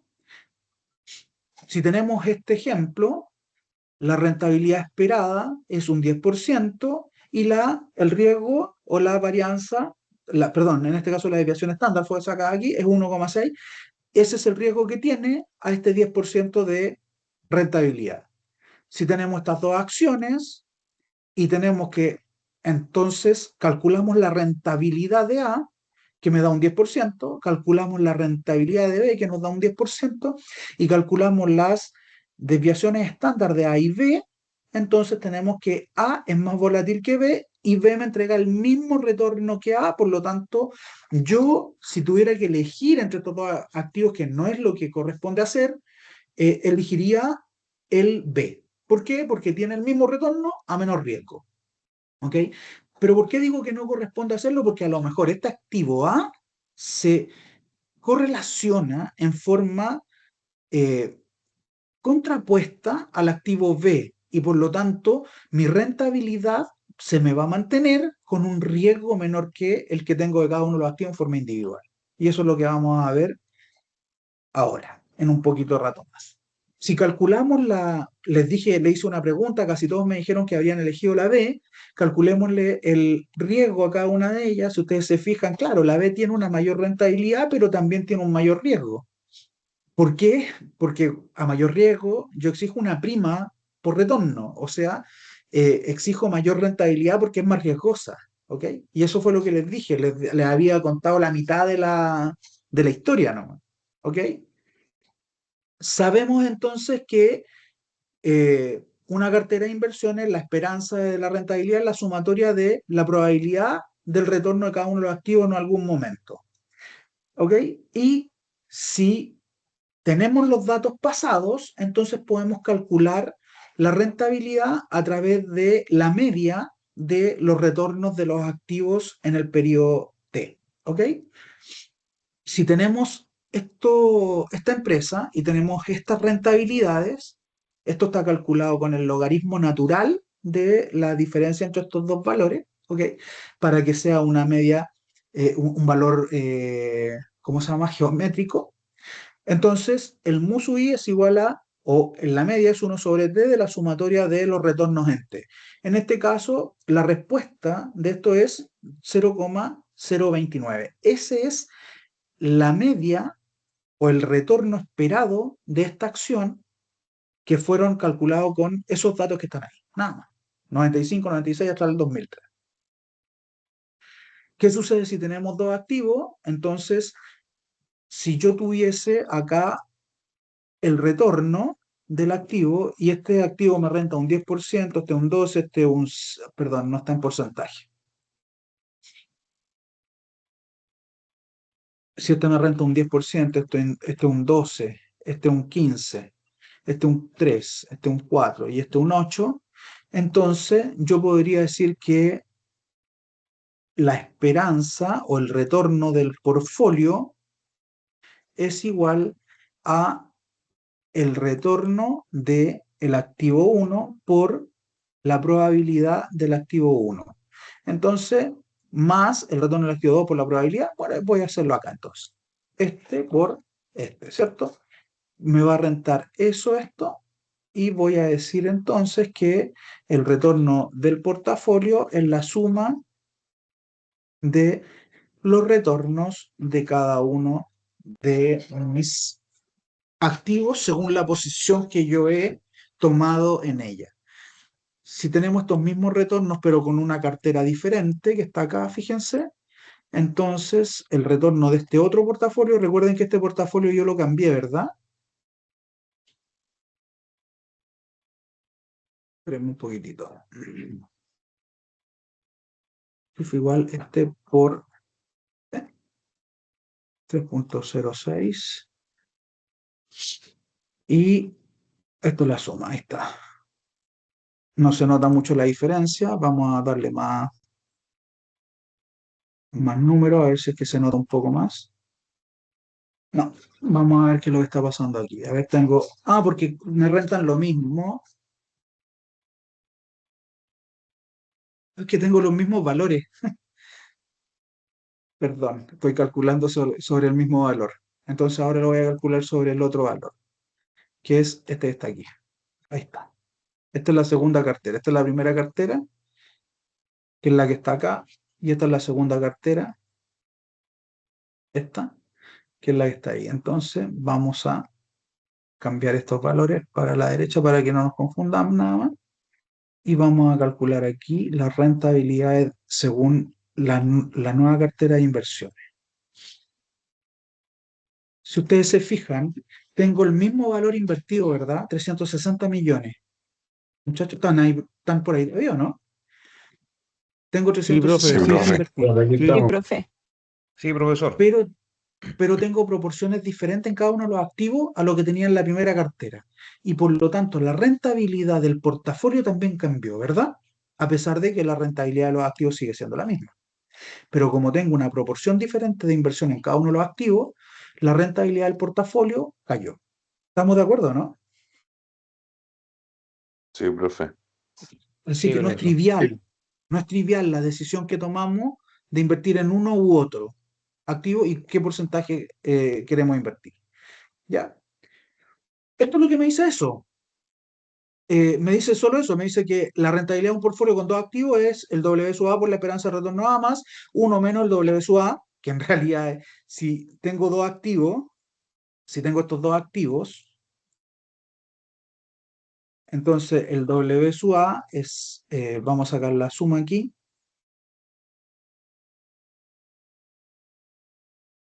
el W sub A es eso sobre el total, y esto es igual a 1 menos eso, ¿verdad? Es lógico. Entonces, lo que yo tengo invertido en el activo A por la esperanza de retorno del activo A, más 1 menos lo que tengo invertido en el activo A, que es el complemento para invertir en un 100%, por el retorno del activo B. O, en su efecto aquí, W sub P, que es lo mismo. ¿Ok? Generalizando, tenemos que es la sumatoria de los W sub I por la esperanza de retorno de los W sub I, donde I cambia de 1 a N, y P es el retorno del portafolio. ¿Qué sucede con el riesgo en las carteras de inversiones? ¿O qué sucede con el riesgo primero en los activos propiamente tal? Bueno, cuando lo conocemos, cuando conocemos las probabilidades, entonces lo calculamos con las probabilidades que tenemos. Pero cuando no conocemos las probabilidades, lo calculamos con el retorno del activo menos la media que hemos calculado ya con los retornos pasados. ¿Ok? Sabemos que las rentabilidades, la sumatoria de las rentabilidades ponderadas de sus pesos relativos, ¿sucederá lo mismo con el riesgo? Ya vieron, la respuesta es no, porque existe un efecto de diversificación. Y este factor se llama covarianza. Y la covarianza no es otra cosa que el peso relativo del activo 1 y el activo 2 multiplicado por sus respectivas varianzas, más 2 veces el peso relativo del activo 1 con el activo 2 por la covarianza que existe entre estos dos activos. Generalizando, para cualquier cantidad de activos, tenemos esa fórmula donde es la sumatoria de igual a 1 hasta n del peso relativo del activo I al cuadrado por la varianza del activo I más la doble sumatoria de el W sub I y W sub J por la covarianza entre los activos que están involucrados en esta decisión. Desde I igual 1 hasta n y desde J igual 1 hasta n con J distinto de I. ¿Ok? Recordemos cómo se calcula la covarianza. La covarianza es 1 sobre T por la sumatoria de I igual 1 hasta N de el retorno del activo menos la media del activo por el retorno del activo B menos la media del activo B. Y ahí está la covarianza entre estos dos activos. Si tengo 100, tengo que hacerlo 100 veces por cada uno de ellos, ¿verdad? Hagamos un ejemplo sencillo. Tenemos el retorno del activo A y el retorno del activo B. Tenemos la varianza del activo A y la varianza del activo B. Y tenemos la covarianza del activo A con el B. Nos están dando los valores si tenemos un peso relativo W sub 1 y W sub 2 igual a 0,5. O sea, invierto el 50% de mi capital en el activo 1 y el 50% de mi capital en el activo 2. La rentabilidad me da que es un 0,09 y el riesgo me da que es un 0,0497. ¿Ok? Ese es el riesgo de mi portfolio y esa es la rentabilidad de mi portfolio con estas rentabilidades que están ahí y con esas varianzas y covarianzas propiamente tal. Y de acuerdo a la inversión que tenemos. En la medida que vamos agregando activos, la varianza o la desviación estándar del portafolio va siendo cada vez más baja y acercándose al promedio de la varianza de ambos activos. Eso es lo que dice la teoría y que se puede comprobar también. Si se usa un número de activos de n igual a infinito, la varianza de la cartera tiende a la covarianza media entre los dos activos de la cartera. ¿Ok? ¿Qué riesgo tenemos? Riesgo diversificable, riesgo sistemático. El riesgo diversificable es el que afecta a un sector, empresa o industria y tiende a eliminarse cuando yo invierto en otras posiciones, en otras empresas, en otras industrias, en otros países, en otros sectores, etc. ¿Ok? Pero tenemos un riesgo que es el riesgo sistemático y que eso no es diversificable.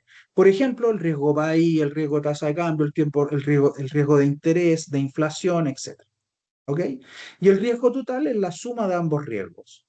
Cuando nosotros estamos hablando de n igual a infinito, en realidad hay autores que dicen que con un valor cercano a 20 valores de la bolsa o 20 activos diferentes, con un activo libre de riesgo, nosotros deberíamos diversificar completamente la cartera y el riesgo no sistemático debería tender a ser exactamente igual al riesgo sistemático. Y por lo tanto bajé mi riesgo total a este riesgo que está acá. ¿Ok? Que es la suma de estos dos. El coeficiente de correlación, como les decía hace un rato atrás, no es que yo no tenga que tomar la acción B, porque es más riesgosa. Si la acción A y la acción B se comportan con un RO, ¿ok? O con una correlación menor a igual a menos 1, entonces yo voy a tomar ambos activos porque cuando uno sube el otro baja, mantengo mi posibilidad de ganancia o de rentabilidad y disminuyo el riesgo. ¿Ok? Esto cuando los dos activos se comportan así, aumentan ambos en la misma magnitud y disminuyen ambos en la misma magnitud, o lo que decimos es que amplifican en mi cartera el efecto del mercado o minimizan lo mismo. Y con cero es que no tienen relación entre ellos, ¿ok? El modelo KPM dice que un modelo más fácil para sacar el valor de la rentabilidad de un activo, ¿ok? En donde se hace a través de una regresión lineal, y en esta regresión lineal tenemos un beta y tenemos un error. El error es despreciado, a pesar de que hoy los nuevos modelos se están fijando más en el error que en el resto de los componentes para poder predecir lo que va a pasar en el futuro con un activo cualquiera. Y el beta no es otra cosa que la pendiente de la curva, ¿verdad? De la regresión lineal. Eh, bueno, entonces, simplificando y agregando el mismo modelo, decimos que el retorno de un activo I es exactamente igual al retorno del libre de riesgo más el beta por la prima por riesgo. ¿Ok? O la esperanza del retorno al mercado menos el retorno libre de riesgo, del activo libre de riesgo. ¿Ok? Cuando una acción con beta mayor a 1 tiende a ampliar los movimientos del mercado y una con menor a 1 tiende a amortiguar los efectos del mercado. Y así podemos colocar en nuestra cartera cada uno de los activos que tenemos y vamos a ver si amplían el efecto del mercado o disminuyen el efecto del mercado, y podemos ver cuáles son los activos que vamos a ir agregando a nuestra cartera. El modelo KPM dice entonces que el beta es la covarianza entre el retorno del activo y el retorno del mercado dividido por la varianza del retorno mercado. ¿Ok? Vamos a hacer un ejercicio que es bastante simple, ¿ok? Y que es más o menos lo que se preguntan en todas las pruebas en estos ramos. Usted ha mantenido, o sabemos que el Banco Central durante los últimos años ha tenido reducciones de tasa, y por lo menos en el año 2024 lo hizo mucho. En los papeles del Banco Central se han disminuido del 3,5 al 2,5, mientras que el retorno del IPSA era un 10% en el año 2024. Calcule la prima por riesgo del portfolio de mercado, calcule la tasa de retorno exigida si beta es 2,4, y si el mercado espera un retorno sobre la inversión de la empresa finanzas van del 5%, ¿cuál será su beta? Si una acción posee beta 0,1, ¿cuál es y un retorno del 11%, será aceptable? Veamos las respuestas. Tenemos el KPM, el modelo KPM, que dice que el retorno del activo es exactamente igual al retorno libre de riesgo más el beta multiplicado por la prima por riesgo. La prima por riesgo antes de la baja de tasa era el retorno del mercado, que era un 10%, porque me lo estaban dando que era el IPSA, menos el retorno de la libre de riesgo, que era un 3,5, es igual a un 6,5. Eso es la prima por riesgo. Y después de la baja, como la tasa libre de riesgo cae, entonces la prima por riesgo se aumenta a 7,5%. Por lo tanto, la B nos decía, si el retorno de la libre por riesgo es 2,5% y el beta es 2,4%, nuestro retorno para el activo es un 20,5%, que nace de la libre de riesgo más el beta multiplicado por la prima por riesgo. ¿Qué pasa si queríamos un retorno del 5%? Como ya cambió la tasa, utilizo la tasa libre de riesgo del 2,5 más beta, que estoy calculando el beta ahora, por el 7,5%, que es la prima por riesgo. Y eso me da que el beta va a ser exactamente igual a 0,33. O sea, para que el retorno de este activo sea un 5%, el beta que tiene que tener el activo es 0,33.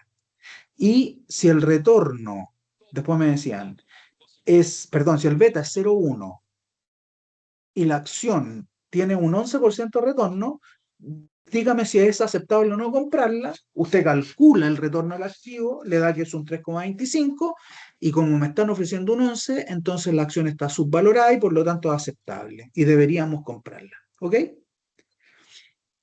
Esto es del Banco Chile, del Banco Azulito, digamos, para que puedan ver que pueden obtener precios de las acciones en todos los días, en cualquier momento. ¿Ok?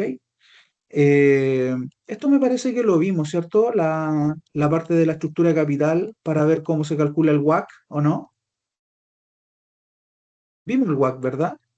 Sí, profesor, ¿Sí? la clase pasada. ¿Sí?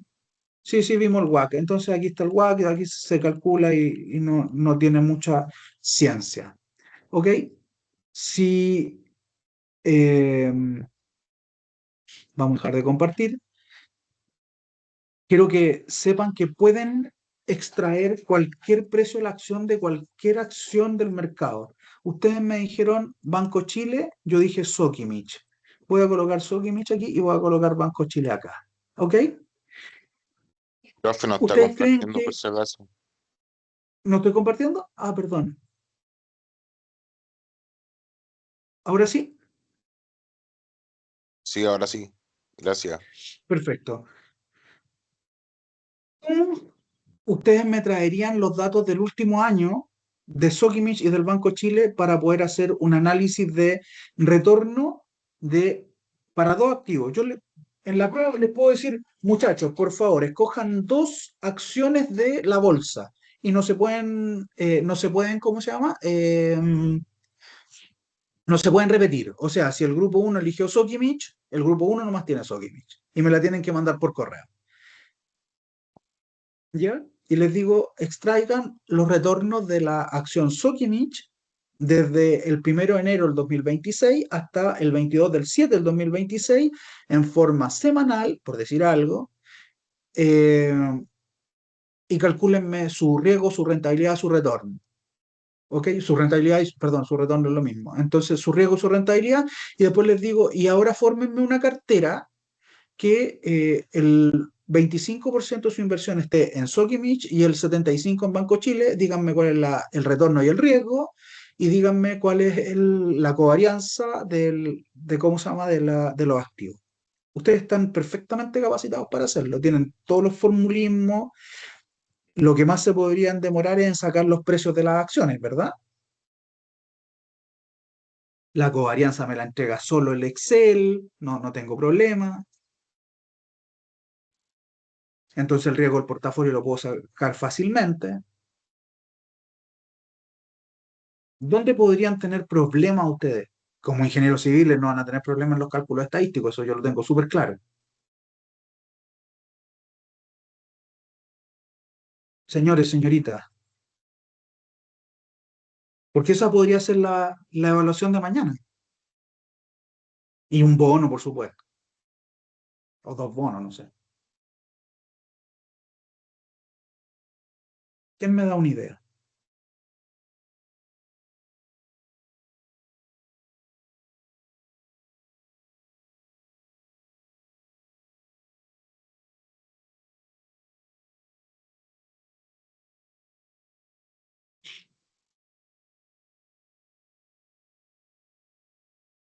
¿No tenemos ninguna idea? ¿Cristian? Em, en la estructura, no se me ocurre. En la estructura del enunciado, quizás vamos a tener problemas de formular em, quizás el desglose. eh, no Yo sé si, necesito saber cuál es si la no se- rentabilidad. ¿Cuál es la rentabilidad? Mira, les voy a mostrar cómo calcular un dato, ¿ya? ¿Cuál es la rentabilidad de un portfolio? ¿Y cuál es el riesgo de ese portfolio? Tú puedes calcularlo, ya tienes toda la forma de hacerlo. Ya lo sabes hacer, estudiaste lo que estaba en la web y más encima yo te lo hice en clase. ¿Ok? ¿Dónde está la complicación de esta cosa siempre? Que si voy a sacar los cierres de las empresas desde el 1 de enero del 2026 hasta hoy, yo creo que vamos a demorar unos 3 o 4 días. ¿O no? ¿Sí o no?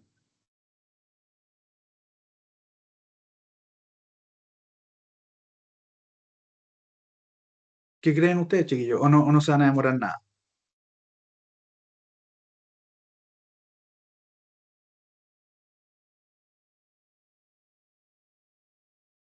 ¿Qué cree Oscar? ¿Qué cree Darnay?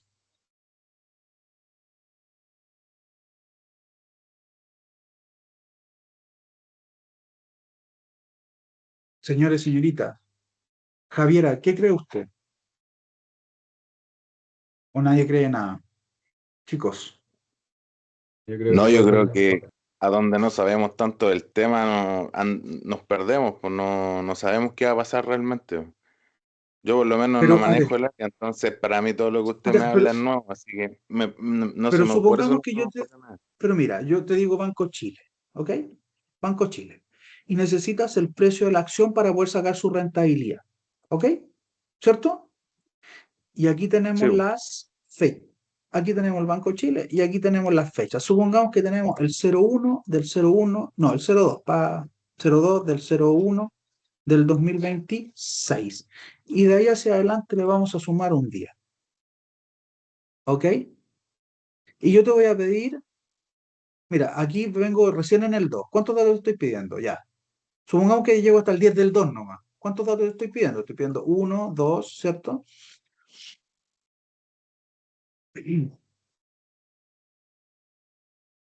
Hasta aquí te estoy pidiendo 40 datos, ¿vale?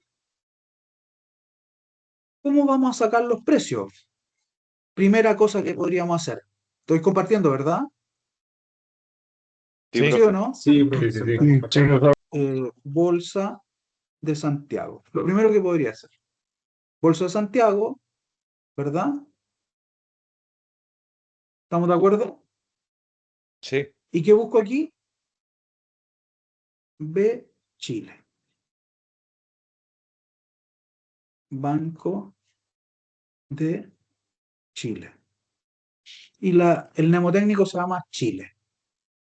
Y ahora me voy acá y empiezo a ver, ¿verdad? ¿Desde cuándo dijimos? Del 2026, desde enero, 2026 enero. Y aquí voy a tener que empezar a ver todos los valores y empezar a tratar de sacar los datos, ¿verdad? ¿Estamos de acuerdo, no? Sí. Si Claro, y me Sí, son sí. pongo muchos. con el, ¿verdad? Esta es una complicación que tenemos en finanzas, normalmente, cuando queremos hacer un análisis. ¿Cómo se les ocurre que podríamos hacerlo? También Viendo las podríamos ir a fluctuaciones, la fluctuación Banco más alta y Chile. más baja, para sacar un promedio. No, eso es lo peor que voy a hacer porque van Chile Inversiones, van Chile Inversiones. Porque no tienes la variación diaria, po. Tenía un promedio, no te sirve de nada. Los promedios son lo peor que podía hacer en ¿cómo se llama? En este tipo de análisis. Yo te dije, no te sirven, te sirve el promedio geométrico, no el aritmético. Y además el promedio del último día con el primer día no tiene una variación intermedia, no sabes qué pasó con la rentabilidad de este activo durante todos los días. Podríamos verlo acá, pasa lo mismo, digamos. Aquí también podemos colocar Chile, ya, y Banco Chile, y ahí tenemos los valores y podemos ir calculándolo uno a uno, ¿verdad? Podemos ir sacándolo, los precios de cierre, ¿cierto? ¿Estamos de acuerdo, no? Sí. Pero nos llevaría un buen rato. Entonces, veamos si nos sirve alguna fórmula diferente. Y aquí vamos a ver si me funciona, que en general funciona. Mnemotécnico, Chile. Fecha inicial, el 02 del 1 del 2026, ¿verdad? Fecha final, no me acuerdo cuál le dije acá. El 10 del 2, ¿ya? 10 del 2 del 2026. ¿De acuerdo? ¿Estamos claros hasta ahí o no? Sí, sí. Ya. Historial de cotizaciones. Stock, mnemotécnico. Fecha de inicio.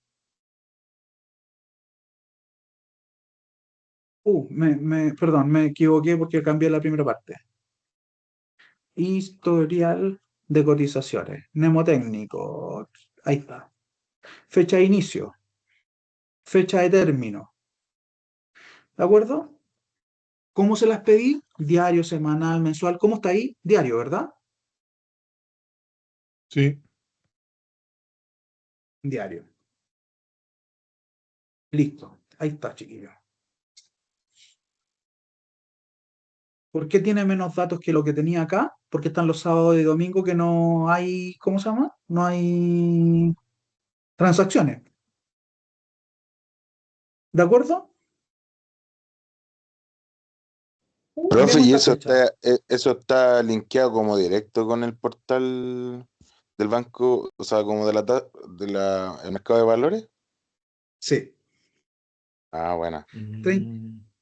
30 del 3 del 2026. Listo. Ya, pero chiquillos, aquí han hecho una parte nomás. ¿Qué parte hicieron? Díganme ustedes. Calcular el precio de la acción al cierre, en forma diaria, ¿verdad? Vamos a ver un poquitito. No sé si la presentación la cerré. Sí, la cerré. Vamos acá. Les estoy dando las respuestas para su prueba. ¿Eh? Gracias.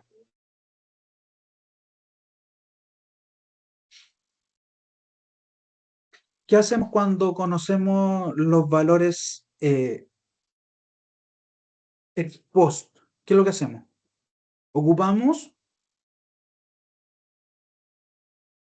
¿qué cosa? El pasado, ¿verdad? ¿Sí o no? Sí, Eso es lo que nos dice esta lámina. En resumen, ocupamos el pasado y sacamos el 1/t del retorno de cada uno de los activos, ¿verdad? Dependiendo de el retorno que tiene ese activo diariamente, mensualmente o como yo lo haya calculado. Aquí ya lo calculé diariamente hasta la fecha 30 del 3 del 2023. No lo voy a ocupar de esta forma en forma directa, sino que simplemente lo voy a copiar, chiquillos. Y esto es una cosa que les digo que lo hagan porque si no les va a complicar en el trabajo. ¿Ok? Aquí está. ¿Ya? Tienen los valores ahí. Los coloqué en forma de valor, no los tengo linkeados. Aquí están linkeados al historial de cotizaciones, ¿se fijan? ¿Ya? Entonces ahora calculemos la rentabilidad del activo. Y la rentabilidad del activo yo les dije que era el logaritmo natural del valor final sobre el valor inicial. Y esta es la rentabilidad que tuvo diariamente este activo. ¿De acuerdo? ¿Mm? ¿Estamos claros hasta aquí o no? sí, Sí. Ya. Y ahora sí puedo calcular el promedio de rentabilidad que tiene el Banco Chile en este periodo. Ojo,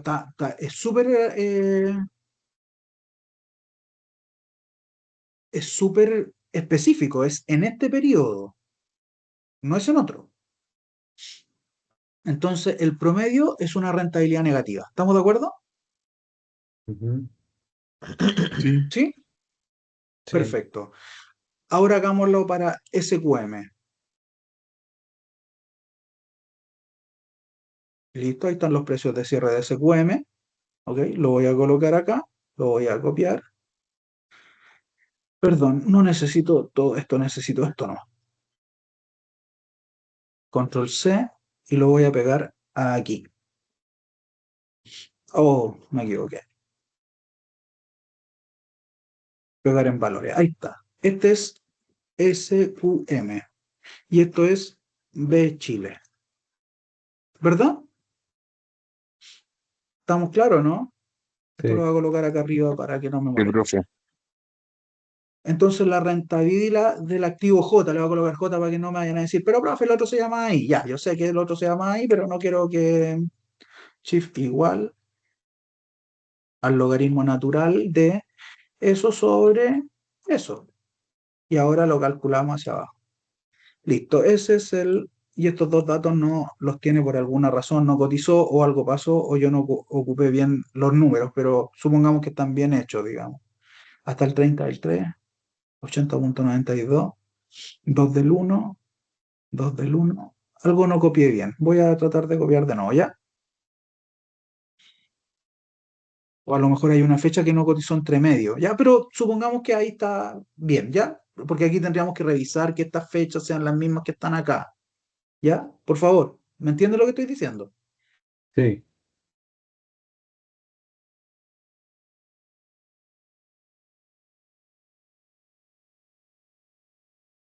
Miren, por ejemplo,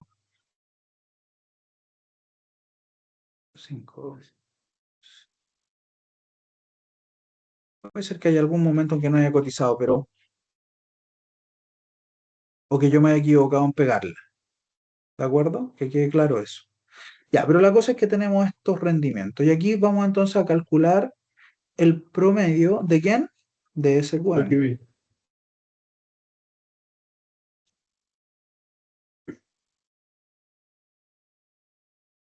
Promedio de SQM. Listo. Y ahora tenemos SQM. Y ahora yo les dije, bueno, pero vamos a invertir un 20% en el Banco Chile y un 30%, perdón, y un 1 menos el 20% en el banco,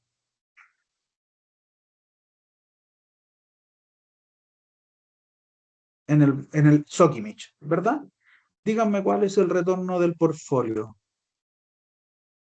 con fórmula, como yo les dije antes. ¿Cuánto es? Es la rentabilidad del activo uno multiplicado por el porcentaje que invertí en el activo uno más la rentabilidad del activo 2 multiplicado por el porcentaje que invertí en el activo 2. O sea, este portfolio me rentó 18%. Bueno, luego de eso tengo que sacar la desviación, ¿cierto?, de cada uno de ellos para poder sacar el riesgo, desviación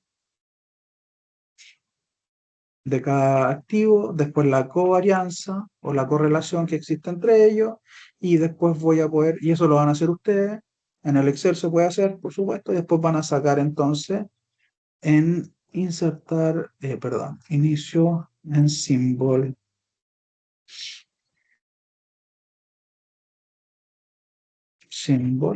y le vamos a colocar eso. Y van a calcular el sigma Arial, el sigma del portafolio. Y esto lo hacen ustedes ya. Eso se los dejo para que... ¿Estamos claros, no?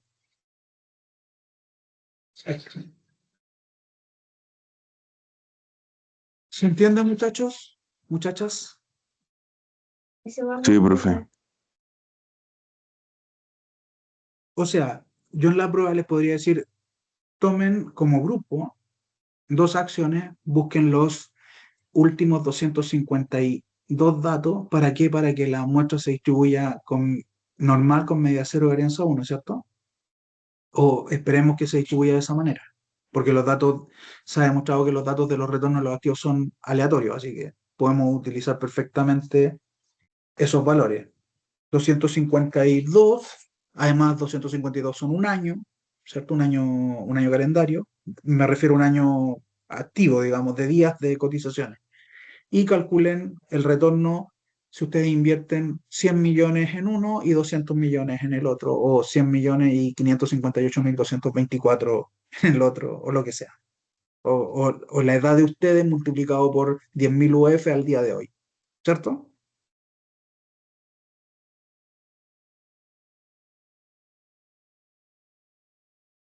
¿Se entiende? Profe, una ¿Mm? consulta. No sé, delante mencionó que cada grupo iba a escoger un supuesto a dos empresas para hacer este análisis que nos está haciendo el último ejemplo. Por ejemplo, Sí, o se nos sí, podría no, sí dar, está les bien, podría decir, pero o se nos podría dijo decir que en no la se tenían prueba, sí, que topar, pero dijo claro, que no se claro, tenían que repetir. claro. Por eso te digo yo, te lo podría dar. Te lo podría perfectamente en la prueba decir. Grupo uno, ¿cierto? Eso Ustedes le saben quería que en el pedir. grupo 1, Es que no grupo tenemos, 1 SQM y grupo 1 SQM y Banco Itaú. Grupo 2 Banco Santander y Enel. Grupo 3, ¿me te fijas? Yo podría perfectamente decirlo así.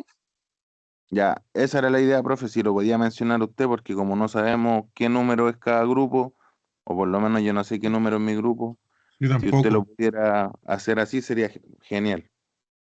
Ningún problema. En la prueba que la voy a subir mañana, va a ir identificado por cada grupo cuáles son las empresas. ¿Ok? Muchas gracias.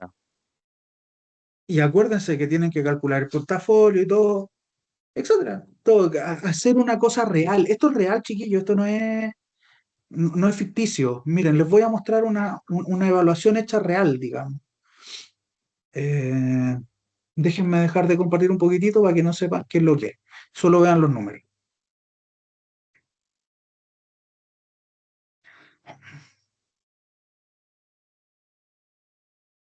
Miren, aquí les voy a compartir. Voy a dejar de grabar ya porque esto es confidencial.